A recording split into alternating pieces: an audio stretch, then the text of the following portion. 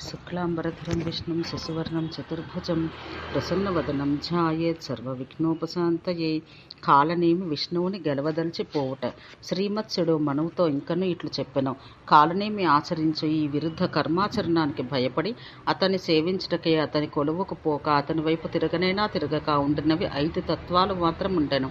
అవి వేదం, ధర్మం, క్షమ, సత్యం, శ్రీ, సర్వకామపూర్ణతా సిద్ధమగ సచ్చిదానందతా లక్షణం. ఈ 5 తన్ను సేవింపరానందున ఆ దానవేశ్వరుడు సక్రోధుడై విష్ణు స్థానాన్ని వెతుకుచూ పోయి నారాయణుని కడకు పోయెను.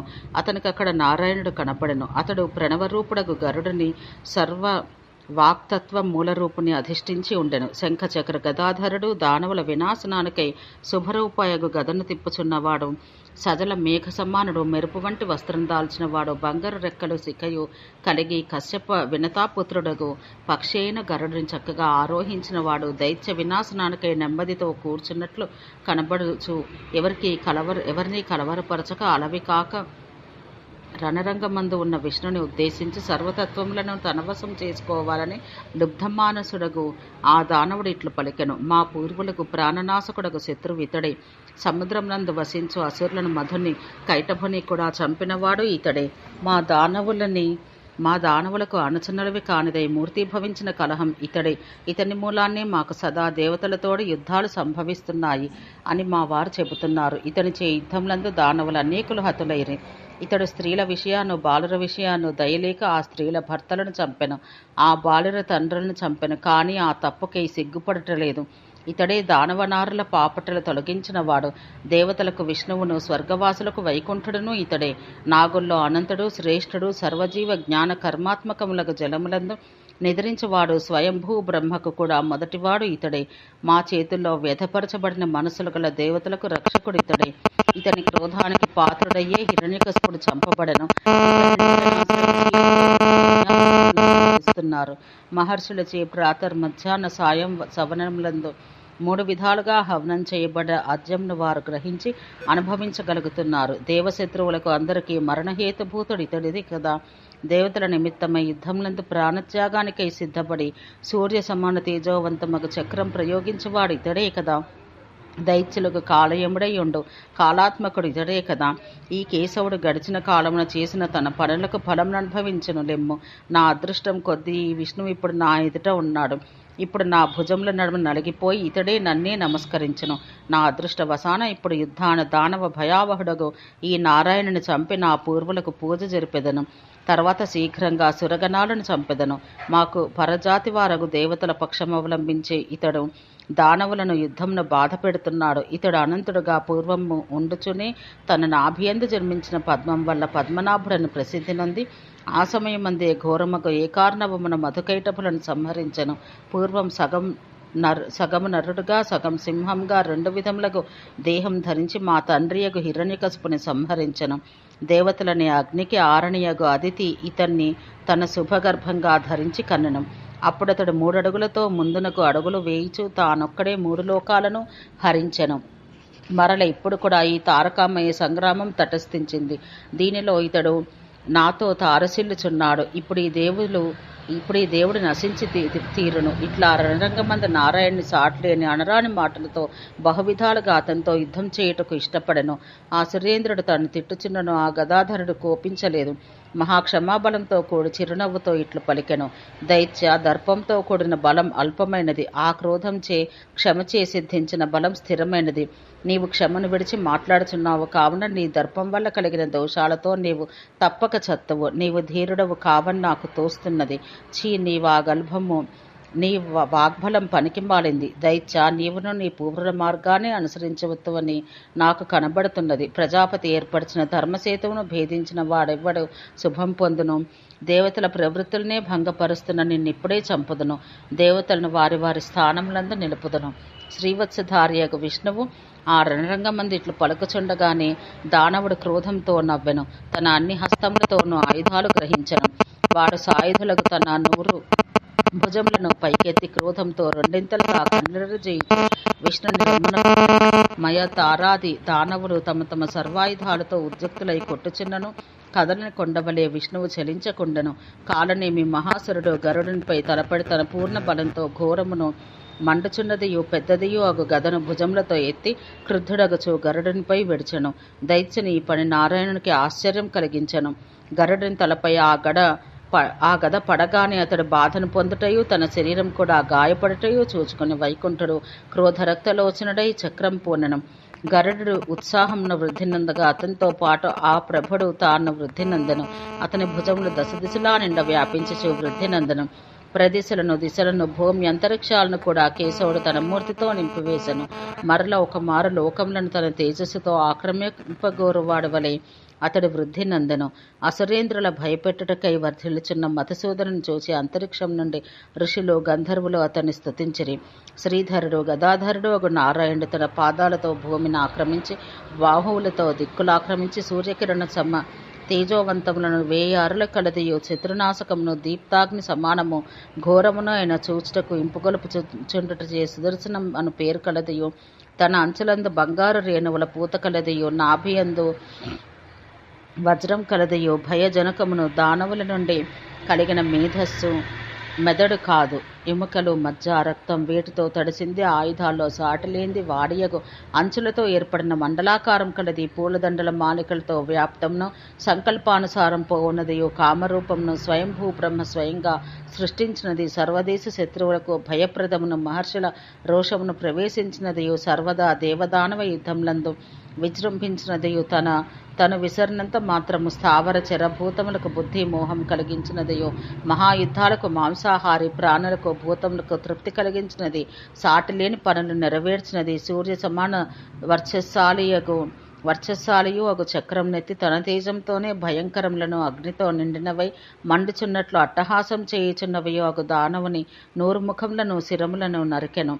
కాని తలలు భుజములు తెగినను ఆ దానవుడు చెల్లించలేదు.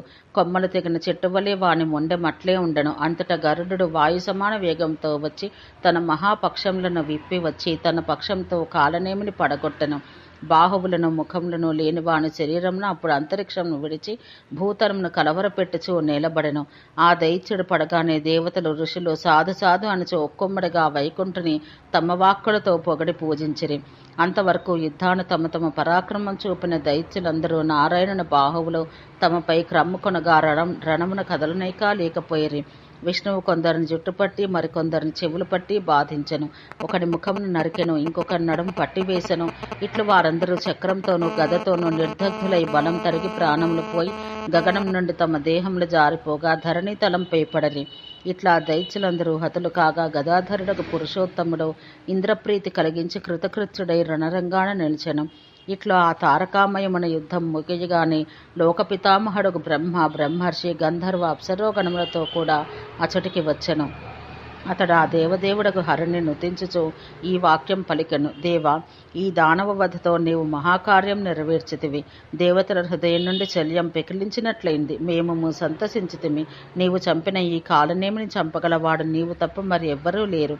వీడు సకల చరాచర లోకములను అవమానపరుస్తూ బాధిస్తూ ఎవరిని లెక్కపెట్టక ఋషులకు నాశమును వ్యధమును కలిగించి నా మీద కూడా విజృంభించి గర్జిస్తున్నాడు. వాడు అట్టివాడు కావునను నీవు అంతటివాడిని చంపితేవి కావునను నీవు చేసిన మహాకార్యంతో నేను పరితృష్టి చెందినాను. కాలపురుషునితోనూ సమానుడగు కాలనేమి మరణించినాడు. కావున మనమిక ఉత్తమగు ద్విలోకమునకు పోవుదము. లోకక్షేమానికి గాను నీకును శుభమగుగాక. పూజ్యుడగు భగవన్ అచట ద్విలోకమందు అందును బ్రహ్మలోకమున సదస్సు మునులు ఋషులు మొదలగు వారు సమావిష్టులకు తావునందు ఉన్న బ్రహ్మర్షులు నీకై వేచి ఉన్నారు. మరియు ఒక విషయం, వరములను కోరువారిలో ఉత్తముడవు నీవు. ఏలాన నీవు వామనావతారం నందువలే ఎవరినైనా ఏదైనా వేడినను లోక కళ్యాణం కొరకే యాచిస్తావు. దేవతలకు దానవులకు వరములనిచ్చేవాడవు నీవే. అట్టి నీకు నేను కూడా వరమీయదలిచియు ఏమీయగలను. ఇప్పుడిట్లు నిష్కంటకమై సర్వసంపత్ సమృద్ధముగా ఈ త్రైలోక్యమును సుమహాత్ముడకు ఇంద్రునకు ఈ యుద్ధరంగమందే అప్పగించము అని ఇట్లు భగవానుడకు బ్రహ్మ పలుకగా అవ్యయుడగు హరి ఇంద్రాది దేవతలనందరినీ ఉద్దేశించి శుభవాక్కులతో ఇట్లు పలికెను. ఇక్కడ కూడి ఉన్న సర్వదేవతలారా, ఇంద్రుడు ప్రధానుడుగా మీరందరూ వినడకు ఆవహితములకు చెవులతో సరిగా వినడం. మేము కాలనేమి ప్రభృతి దానవులందరినీ సంహరించితిమి. వారందరూ విక్రమవంతులు, ఇంద్రుని కంటే గొప్పవారు. ఈ మహాసంగ్రామం మందు తప్పించుకున్నవారు దైత్యేశ్వరుడకు విరోచనుడు, మహాబలుడగు స్వర్భానుడు, ఈ ఇద్దరు మాత్రమే. ఇంద్ర యమ వర్ణ కుబేర్లు తమ తమ దిక్కులకు పోయి వారిని పాలింతురుగాక. నక్షత్రాల అమరికతో కూడి చంద్రుడు పోయి యథాకాల యోగంగా వానితో వర్ధిల్లుగాక. సూర్యుడి ఋతువులతో ఆరంభిస్తూ ఆయనాలతో కూడా సంవత్సరంను ఆశ్రయించుగాక. మూర్తుడగు రవికి అమూర్తముకు సంవత్సరమును, దాని అవయవాలకు కాలపరిమాణ విశేషములను, ఆత్మ తదంస భూత తత్వంలో సదస్సులు, యజ్ఞశాలయందరి ఋత్విక్కులు మంత్రంతో అభిపూజించి వేల్చు హవిస్సులు ఎప్పటి వలె ప్రవర్తిల్లుగాక. వేదమందు కనబడు విహిత కర్మ విధానానుసారం విప్రులు అగ్నిలందు వేలుతురుగాక. దేవతలు బలి హోమాలతో, ఋషులు స్వాధ్యాయంతో, పితరులు శ్రాద్ధంతో యథాసుఖంగా ఉండి తృప్తి నందుదురుగాక. వాయువు తన సప్తమార్గములందు నిలిచి ప్రవర్తించుగాక. తనకు స్వాభావికాలకు సత్వరజస్తమో గుణత్రయంతో కూడి వానికి ప్రతీకములకు శుక్ల రక్త కృష్ణ వర్ణత్రయంతో కూడి వెలుగుచు ఆ అగ్ని ఆ మూడు వర్ణములను, మూడు లోకములను కూడా తృప్తి నందించుగాక. దీక్షణీయులకు యజ్ఞములందు ఋత్విక్కులుగాను యజమానులుగాను దీక్షా గ్రహణానికి అధికారులై ఉండి ఆ అధికారానికి తగినట్లు దీక్ష వహించి యజ్ఞములు ప్రవర్తిల్లజేయు ద్విజాతులు క్రతువులను ప్రవర్తిల్ల చేయుదురుగాక. యజ్ఞములందు యాజ్ఞికులకు వేర్వేరుగా శ్రౌత శాస్త్రమందు నిర్ణయించినట్లు ఆయా దక్షిణలు లభించుచుండుగాక. ఏలైనా సద్బ్రాహ్మణ గృహస్థులకు గల జీవన వృత్తుల్లో ముఖ్యమైనది యాజనం. అది వారికి లభించనిచో వారి జీవనం ప్రతిబద్ధమగును. రవి గోవులను, ఆవుల వంటి పశువులు, గ్రహాలు, తేజకిరణాలు, వేదాత్మక వాక్కు ఇవన్నీ గోశబ్దానికి అర్థంగా ఇచ్చట చెప్పుకోవచ్చు. చంద్రుడు రసద్రవ్యాలను, వాయువు ప్రాణుల ప్రాణాలను తమ తమ విషయముందు వేదములచే చెప్పబడ్డ మంత్రార్థానుసారం ప్రవర్తిల్లు సుకర్మలకు ఫలరూపంగా తృప్తి నందింతురుగాక. మహేంద్ర మలయాది పర్వతాల నుండి ప్రభవించిన త్రైలోక్య మాతృమూర్తులకు నదులన్నీ ఎప్పటి వలె తమ తమ క్రమంతో సముద్రానికి పోవుగాక. దేవతలారా, మీరు దైత్యుల నుండి భయం లేక ఉండడు, శాంతి పొందుడు. మీకందరికీ శుభమగుగాక. సనాతనమగు శాశ్వతమగు బ్రహ్మలోకానికి పోవుచున్నాను, పోయి వత్తును. ఒక ముఖ్య విషయం చెబుతున్నాను.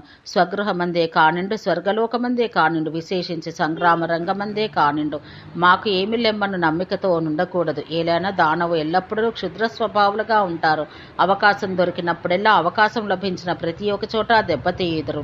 వారు తిన్నగా ఉండుట స్థిరమైనది కాదు.